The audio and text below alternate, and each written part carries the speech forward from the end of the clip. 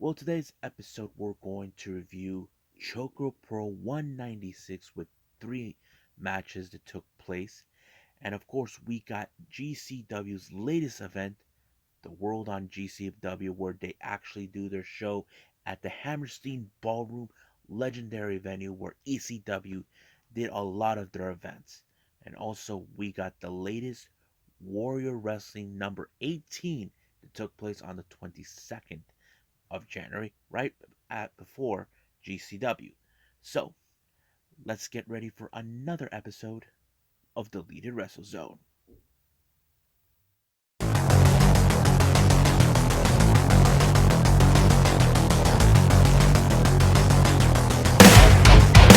Are you ready? Get up, get up! Get up, get up!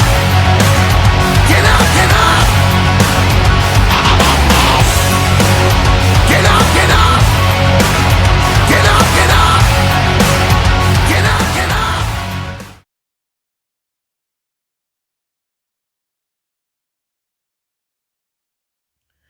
Welcome everybody to Deleted Wrestle Zone, all things that is pro wrestling with AEW, NXT, New Japan Pro Wrestling, Impact Wrestling, the National Wrestling Alliance, various promotions, wrestlers, matches, and championships.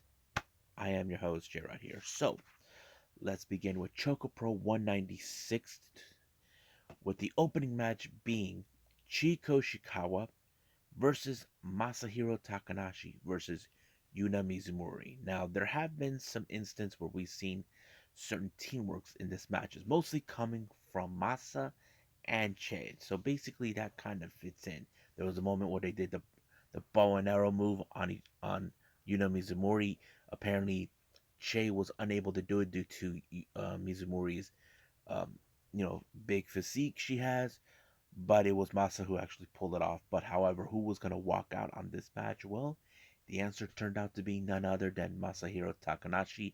I know he had a recent disappointing loss, losing to Jonshiro to obtain the interim Super Asia title, but we'll see what happens in the future. Now, the next match we have Sayaka Obihiro taking on Chonshiro. Now, this was another fun match. As you know, there's moments where Sayaka Obihiro acts like Chon with a little bit of the chops, but this time it kind of went into that direction, and it kind of felt great. But Chon actually put this. This was, of course, made it clear that this is a non-title match. But if Sayaka was able to pin Chon, he probably could get a title shot. But right now, he's focusing on Balinaki, then Monero Fujita. But it was Chonchiro who picked up a really good victory in this match by pinning Sayaka. Excuse me. Now our main event is Tokiko Kirihara versus Mei Shruga. This was a very interesting match. It was a bit more of submission, but of course Mei Shruga went back to her old ways as doing evil things. Even Balinaki would try to stop her, but not today. I'll explain that in a little bit, but it was pretty good. But however, it was Mei Shruga with her submission that was able to put Tokiko Kihara away, allowing herself to win the match. Now, who won this time's Jankin? Well, I would have assumed that somehow, well, she seems like she had everything under control, but however, this time it was Chonchiru who walked out as victor, so he was 2 for 2 on this particular match. Well, the entire show. Now, on a note, Balanaki was not available to be there on this particular show due to the fact that he had a big match at All Japan Pro Wrestling. Hopefully, I get the chance to see it, but right now, we'll see about that. So I think that's what we got for Choco Pro. I think it's time for Game Changer Wrestling or GCW.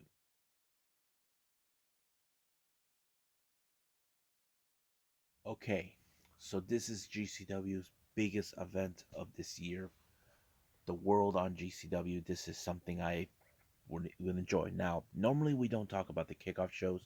Well, this time we did because the first one is in fact the Blue Ribbon Battle Royal. If you guys don't know what that is, a Blue Ribbon is that alcohol beverage that you probably get a drink or not. Well, personally, I don't. But here's who they had: Psycho Clown, Dark Sheik, Cole Raddick, Pero, Hoodfoot, Ruckus, KTB, Juicy Finau, Steven Scott, Nate Webb, Big Vin, Brandon Kirk, Janai Kai, Dustin Thomas, Marcus Mathers, Yoya, Charles Manson, B-Boy, Mustifos, and Thunder Rosa. Now these are the people that they had. But however, the last four turned out to be Big Vin and Charles Mason, along with Thunder Rosa and Mystifu. So basically, it was like anybody's game. Now I know many people probably would have assumed that Thunder Rosa was going to win, but unfortunately, it did not. It was Big Vin who won. So basically, that's how it ended. Thanks to Charles Mason, who has been a thorn to everybody's side. Now, our next match on the kickoff was the pre-scramble match: Grim Reaper versus Shane Mercer versus Dante Leon versus Jack Cartwheel versus Ninja Mac versus Alex Zane. I thought this match was pretty good. However, it was Grim Reaper that put away what's his name? Uh, I think it was Dante Leon in order to to win the match, and that's what he did when he put put him on the chair that bent, and in fact it allowed him to win. Now we get a little small promo from the promoter of GCW, Brett Lauderdale. He talked really passionate, and the same thing with Chris Dickinson. They all did. I thought it was pretty amazing with them giving the talk. But yeah, I'd say it was pretty good. Now, our opening match for the card, we have the brass ring ladder match. We have Jordan Oliver, Tony Deppen, Jimmy Lloyd, Alex Colon, PCO, G Raver, and then the surprise guest, um, AJ Gray. I thought this match was pretty good, but however, there was some certain changes that took place. Uh, John Trevor, John Wayne Murdoch, got rid of Alex Colon as payback for what happened the last time. So this is, but however, the person I did not expect that could win it, but it kind of felt like it was probably for the best. It was AJ Gray, even though he already has a title. But we'll see what happens then. Next up, we have is Lucha Libre style match in trios action. We have Ares Demonic Flamita and Gringo Loco versus ASF Laredo Kid and what's his name? Bandito. I thought it was pretty good too. Basically Lucha Libre style, and you probably know how that works. It kind of ends pretty well. So I have to say, but however, it was Gringo Loco who picked up the victory for his team in order to win. So basically, it's him, Eris, and what's his name? Excuse me. And Demonic Flamita to win. Next match, we have Blake Christian versus Leo Rush. Now, originally we were supposed to have Jonathan Gresham. He couldn't make it, but Leo Rush was someone that he definitely had to face because he hadn't had a chance to do it, and it kind of fit naturally.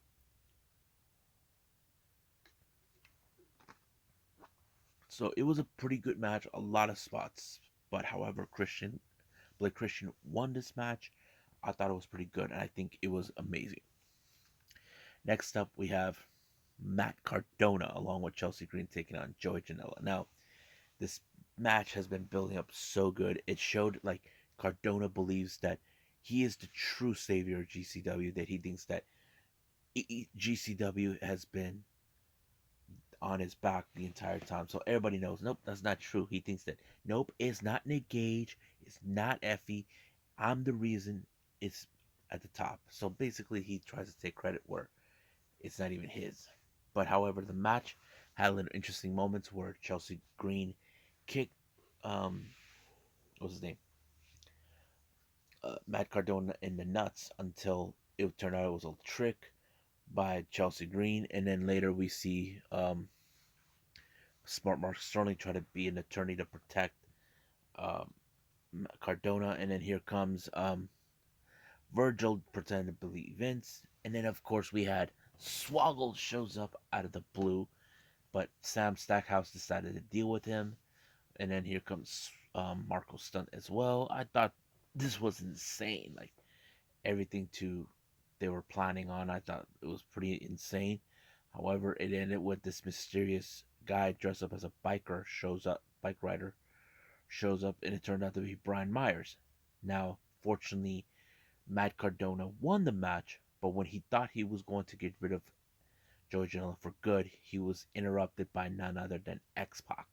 That's right, you heard me. X Pac, Sean Waltman showed up to save his day while Cardona and Miss Cardona fled. But that kind of felt natural to see. Next up, we have, of course, well, not a match, but more Mans Warner shows up, give out a pretty good promo. We know he's going to be back, but however, he was interrupted by Atticus Koger, who wants to hurt him bad. He's sick. He believes that he is the top guy right now, but however, it was interrupted by Justice Matthews. And here comes Eddie Only, Everly, I think that's his name, and Gregory Irons of 4-4 to help Atticus Koger until Sabu and Alonso showed up and helped them, basically sending a direct message to Atticus Koger. Now, our next match, we have a dream match, Alec Hatch versus Ruby Soho. Now, I felt like they could have done more in this particular match. It was good, but it wasn't like what I expected. But I thought it was pretty interesting, but it ended with Ruby Soho winning the match. Many fans were disappointed that they probably would have hoped Ali Catch win, but no.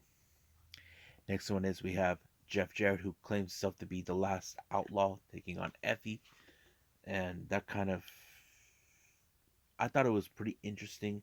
How I don't think Jeff Jarrett has ever dealt with Effie before, but however, when Effie knew he was going to be in trouble, is when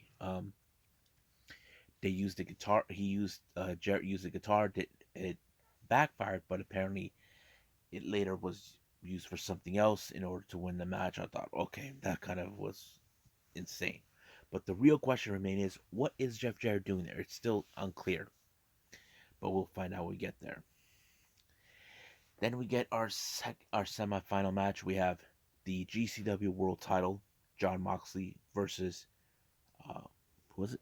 Oh yeah, Homicide. I thought it was a pretty good match. It was pretty amazing. But however, John Moxley ended with the paradigm shift onto these Stagatel, and so Homicide kind of like had no choice but to give up from knowing that he's already worn out. And then our main event is the open challenge for the GCW tag team titles, the Briscoes. The challengers were none other than Matt Tremont, and of course MDK. What's his name? Uh, Nick Gage. I thought the match was great. I thought it showed. Oh man, but do we think that they were gonna that Tremont and you know and Gage were gonna win? I did not expect it one way or the other. It went quickly, but yeah. So, what did I thought about the show? It was pretty good. I think it was pretty amazing, but I know they could have done more than expected. But that's how it is with this particular match. So, I'll give this one a solid 8 on this one, or 9, depends. But right now, I think it's time for me to move on with Warrior Wrestling.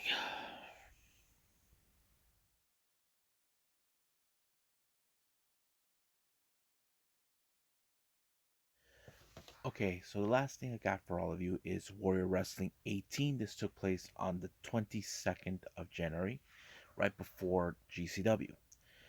It opened up with Frank the Clown. As you know, he still has his eyes set on the World Wrestling Championship, but the real question remains, when will he happen? I know he'll be paying attention to the main event, but that's for another time.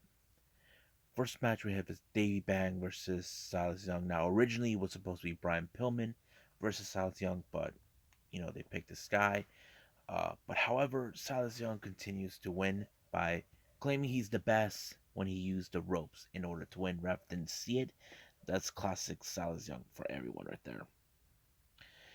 Next up is a for the Warrior Wrestling Lucha Championship in a five-way match, or should I say five-way scramble match. We have Sam Adonis versus Drago Kid versus um, Antonio Francisco versus Gente Loco, a Gringo Loco, and of course Aromis as the champion. I thought it was a pretty good match, but it was a Sam Adonis who pulled out the 450 splash in order to win the match. I thought it was great. Aromis put the belt on him, acknowledging him as the new champion. Next up, we have the Battle of Giants, Mil Muertes versus Beastman. I thought this match was great. You know, they're like two giants in similar storylines, but I thought it was good. But it was Mil Muertes who walked away as the victor. Excuse me. All right. Next up, we got the Young Goat, Myrie, taking on the newer talent that's been making headways, Casey Navarro. I thought this match was amazing. I know many fans probably would have assumed Myron Reed was going to win, but no. This time it was Casey Navarro. I thought it was a pretty good match, and I think people should start recognizing a little bit about Casey, what he can do, but I thought the same thing too. So he particularly won. Now, our next match we have is Rohit Raju versus Warhorse. Awesome match. I would have assumed, but it was Warhorse who won the match pretty good. I think it was pretty great too. Now, our next match we have is Anthony Henry versus Tom Lawler. I thought this match was great. However, I think how do I say it kind of went into the similar styles of grappling. But however, the match ended in a in a count out. Now people could say maybe this was a screw job. I don't know, but it fact is, um, Tom Lawler walked away as victor. That's how I see it. Now our next match is the intergender tag team match. We have is Dante Leon and Scott Blue versus Isaiah Velasquez versus Kylie Ray. I thought this thing was great. I did not know Dante and Sky Blue are together. I did not know that, but it turned out that I did not know that Isaiah Velasquez and Kylie Ray were. Well, I knew she was seeing someone, but I didn't know it was Isaiah Velasquez. But it kind of fits in. But it was Sky Blue who picked up the victory for her team, and when she pinned Kylie Ray, I thought it was great too. Now our main event is the Warrior Wrestling Championship with Brian Cage versus Will Ospreay. Man, that match was good. I have to say it was great, and it showed that Will Ospreay is willing to prove that he is a true fighting champion. But however, him not winning the IWGP World Heavyweight Title doesn't make him a champion. So basically, that's how it was. I thought it was good. I liked it. It was pretty amazing. So, what do I think of it? I give it possibly a 7.5 or so. But we'll see what happens then in the next one that will take place in February. So I think that's pretty much it what we got. So let's call it a night.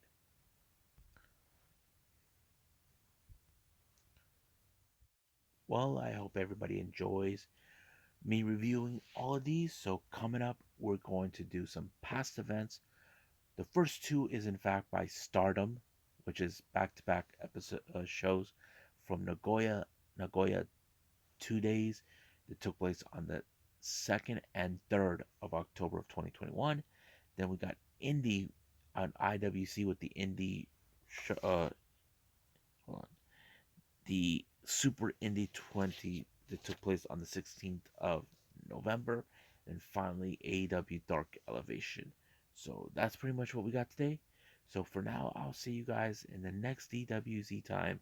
Same DWZ channel. I must bid all of you adieu. So goodbye. Mwah.